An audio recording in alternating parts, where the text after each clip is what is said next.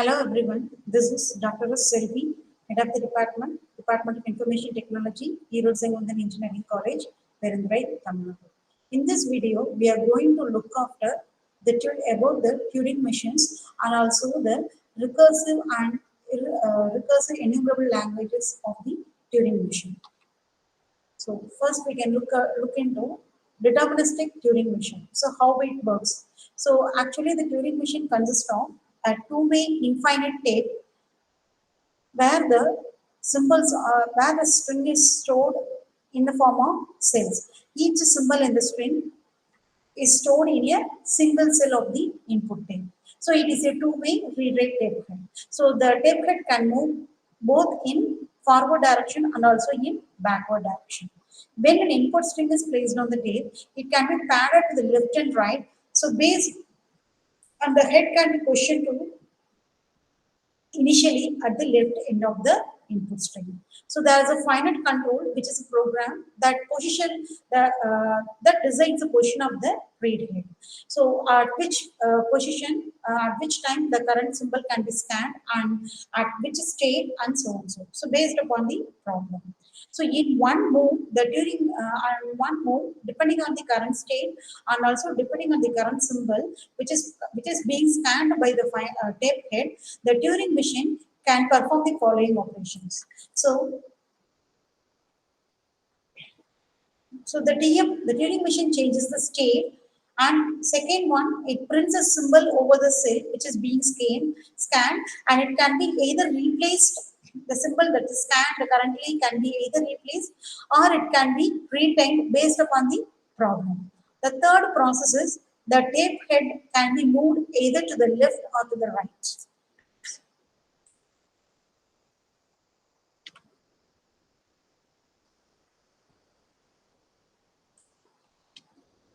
So let us see an example. So we have to construct a Turing machine for a language W over 0, 1 so, and over 0, 1 and the strings can end with the 0.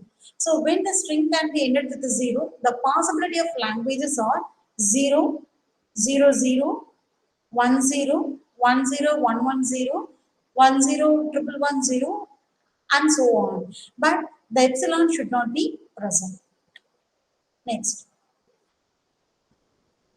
So when you are coming with, so here for this problem, we can go with the three states. Initially the starting state will be Q0, and we can assume that the tape head can be scanned right from the left to the end of the string. Since this is a problem which is looking into the string whether it ends with 0 or not.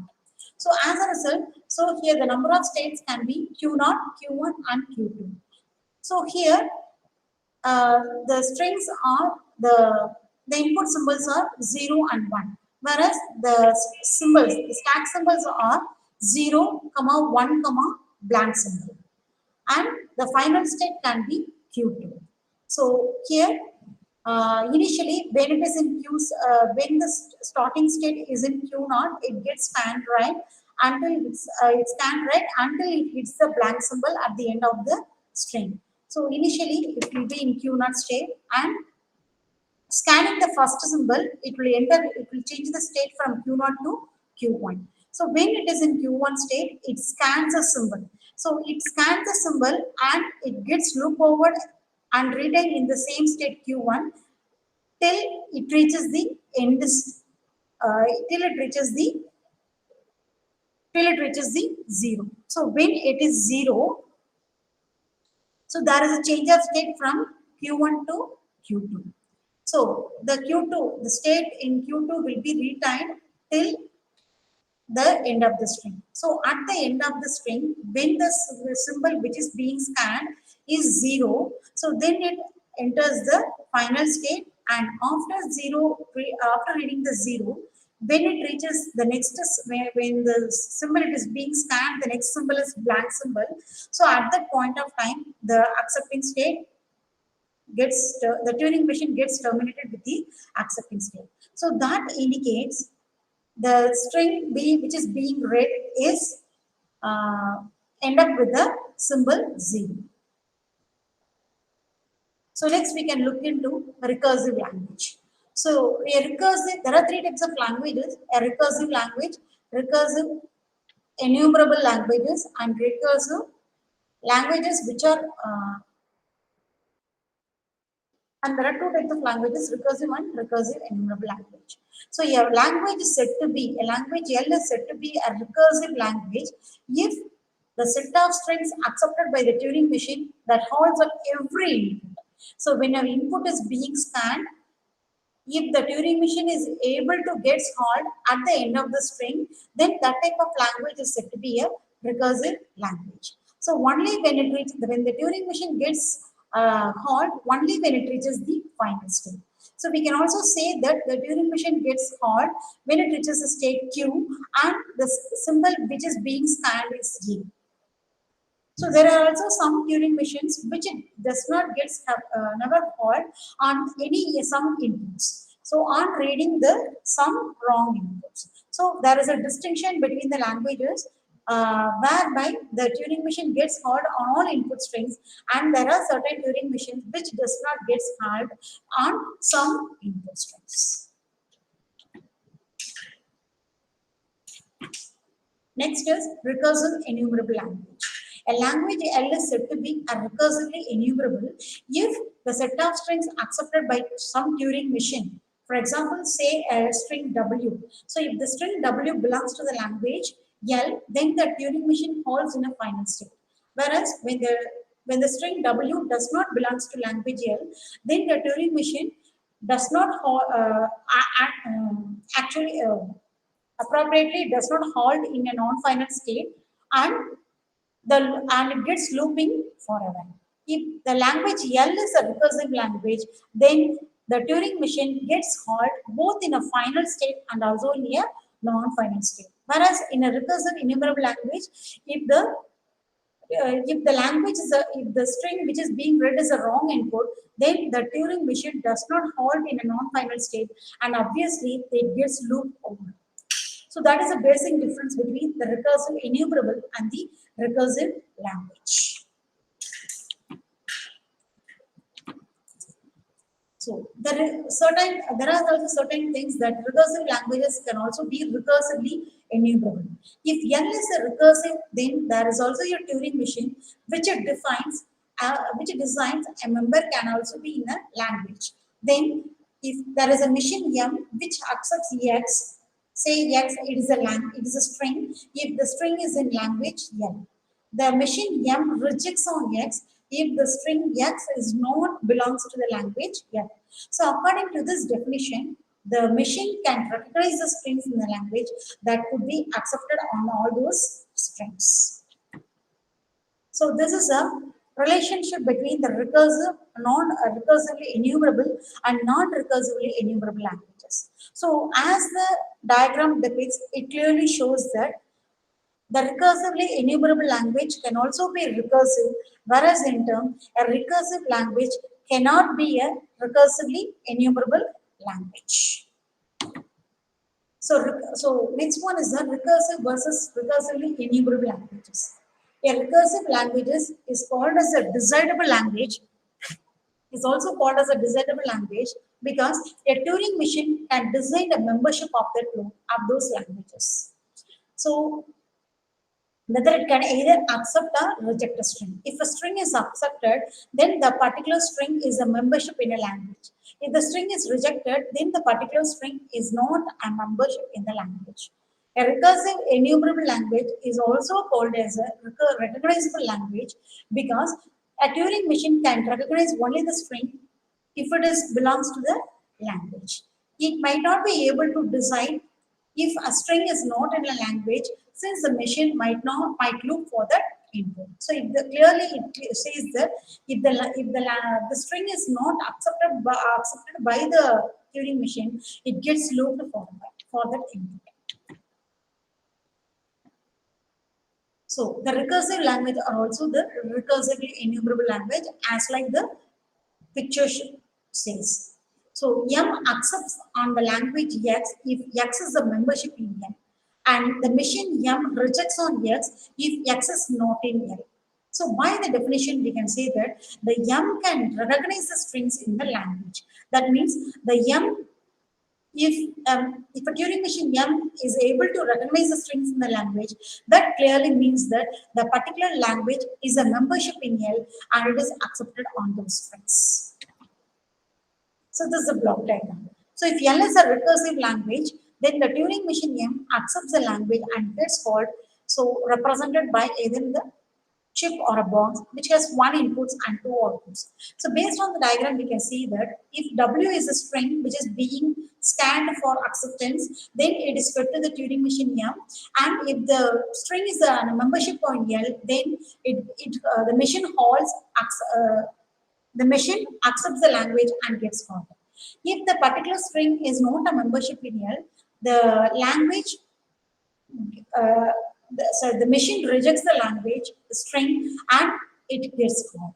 If L is a recursively enumerable language, so you see here only one option is there, so that is yes. So only if the particular string W is a membership of language L, then the machine halts with an acceptance. Otherwise, gets looped over. So first thing, the recursive languages are gets closed with respect to complementation. So that means if zero, for example, we can see the last example. So the string that ends with zero. So if the string ends with zero, so if the particular, for example, 010 is a string which is being scanned for acceptance. So in such cases, the particular string will provide you an S and gets automatically called. So in this, what is being said is if it is a complementation. For example, for example, 010, instead of that, its complement is 101. So automatically that particular language is not accepted by the particular string is not accepted by the language. So here you see, let M is a Turing machine such that L equal to L of M and M always halts. We have to assume that M always halts. Now we have to construct a machine M dash as follows. So we have to redesign, we have to reconstruct the machine M, we have to transform the machine M into M dash such that you see here, so the machine M is transformed into M dash such that if the string 010 it is accepted, automatically it provides a yes. And if it is rejected, automatically it provides a no. But when it is transformed into M dash, clearly it says that it is a complementation. So that means if a machine M accepts a language, then M dash rejects the language. And if the machine M rejects a string, automatically M dash will accept that particular string, and it indicates that it is a membership in N. So here absolutely it shows that if L is a recursive language, the L dash is also a recursive language. So which indicates that either it is accepted, whether the string is accepted or rejected, the machine gets halted. So anyway, it gets halted. Next, theorem 2, the recursive language is closed with respect to union. For example, if L1 and L2 are recursive languages, then the L3 is also a language which is a union of L1 and L1 union L2. So here it indicates that if L1 and L2 are recursive languages, then L1 union L2 should also be turned to a recursive language. Now we have to transform the machine M into M dash such that M dash is a union of M1 and M2. So here consider here M dash. So based on that, if L of M dash equal to L of M1 union M2. So for example, consider here machine M1, take machine M1. So when it is providing and when it is accepting a W string and it provides a acceptance, and then you go with machine 2, it is also providing an acceptance. If it is as such a scenario, so when both the machines M1 and M2 are accepting it, then automatically the machine gets called with an acceptance. Now you consider the other scenario. If machine M1 rejects a string and M2 also rejects the string, automatically the machine M dash rejects the string. Okay. The third scenario, if either of the machine M1, M2 accepts the string and the other one rejects the string, automatically it provides a yes. So finally, Either if the machine is accepted or rejected by the union operation, the machine gets automatically halted. So M dash will always gets halted since M1 and M2 will get halted. So as a result, it indicates that L3 equal to L1 union L2 is also recursive. The third one, the third theorem, recursive enumerable languages are closed with respect to union. So if L1 and L2 are recursively enumerable languages, then L3 equal to L1 union L2 is also turned to be a recursively enumerable language. Now we have to transform the machine M, we have to convert the union of machine M1 and M2 into combinedly into union operation, and we have to transform into a new machine M dash. So consider a string W, so which is being fed to M dash. So here inside the M dash, so there is a union of M1 and M2. So you first go with the scenario M1. If a string is accepted by the machine M1, it automatically provides an acceptance and gets halt. Similarly, if there is a machine M2 which also accepts the string W, it obviously accepts the string and it gets halt. Automatically the recursive enumerable languages M dash, which is the union of L of M1 and L of M2, automatically provides you this.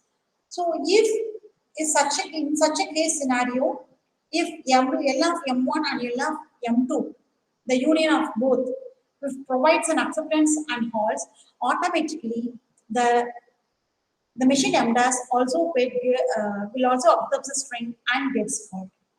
In the other case scenario, if both M1 and M2 rejects the string W, then finally both will go into the loop open. So as a result, the machine M dash also will get into the loop and does not hit halt. So this clearly shows that the machine M dash is also a recursively enumerable. So finally, it says that if N1 and L2 are recursively enumerable languages separately, then the union of L1 and L2 is also becomes recursively enumerable languages. Next, a universal Turing machine. A universal Turing machine is a machine which is simulating the computations of an arbitrary Turing machine M1. So you can able to convert the universal machine you can able to convert an ordinary conventional Turing machine M into a universal Turing machine U. So for example, consider here M of W. So it is fed to a universal Turing machine. The machine M halts with W. So automatically gets halt with the W if it goes with an acceptance. Whereas if the language is not accepted, then automatically the machine does not halt with the M W. So how there is a transformation taking place from a conventional machine Turing machine M to a universal Turing machine U. So here. So similarly, you see here, if M halts and accepts input W, the universal machine U also halts and accepts with input W. Whereas if M does not halt with W, the same will be the same will be done in universal machine. So that means the universal machine also does not get halted. So how could you transfer a conventional machine into a Turing machine? So that can be done with the process of encoding. So here to define a universal Turing machine U, we need to define an encoding scheme for Turing machines. Next one, we have to describe the operations of universal Turing machine U when it is given with an input M, W. The encoding could be made on the Turing machine M and also on the input string W. So here, where could be the encoding could be done? The encoding could be done on the states, the tape alphabet, and the transitions. So this is an example for a Turing machine which gets formed. One example. So you see here how the transcoding is done. So here there are three states, Q0, Q1, and Q2. And here there are two symbols, input symbols 0 and 1. Three transition symbols 0, 1 and blank symbol. So how it gets encoded? So you see here the symbol and its corresponding encoding. So in the input alphabet 0, it is encoded into 1, and the input alphabet 1 is converted into double 1. The blank symbol is represented in the form of a triple 1. The state Q0 is represented in the form of 1. Q1 is represented in the form of a double 1, and so on. So when it goes with Qn, it goes with the 1 to the power of n plus 1. When you're coming with the directions L, R, the left direction L can be converted into 1 and R could be transformed into double 1. So in such a way, you can perform the encoding. So finally, you see here the same diagram, how it is converted into a universal Turing machine after encoding. So the Q0 comma B. So delta of Q0 comma B equal to Q1 comma blank comma right. So how it gets transported, you see here, the Q1 is represented with you see here, the Q1 is represented with double 1 and Q0 is represented with 1. So you see here, 1, 0, triple 1, 0, double 1, 0, triple 1, 0. So and so, you have to, for each transition, you have to.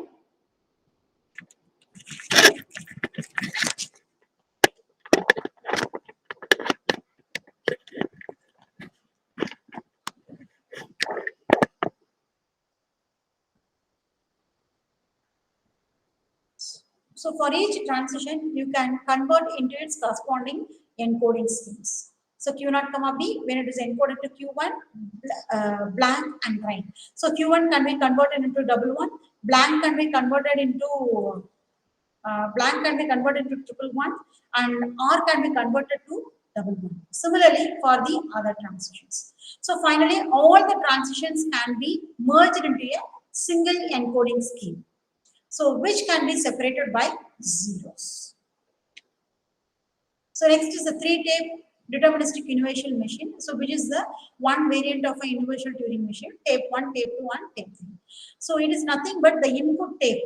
The input tape is divided. So in this diagram, we are looking into the 3-tape universal Turing machine. So here the whole input tape, input tape is divided into 3 tracks, and tape 1 will be holding the input, tape 2 will be holding the current state or updated state, and tape 3 will be holding the string W. So this is one of the variant of universal Turing machine. So, so this is an example for an n-way track universal Turing machine. So I hope that this video will be useful to you. Thank you.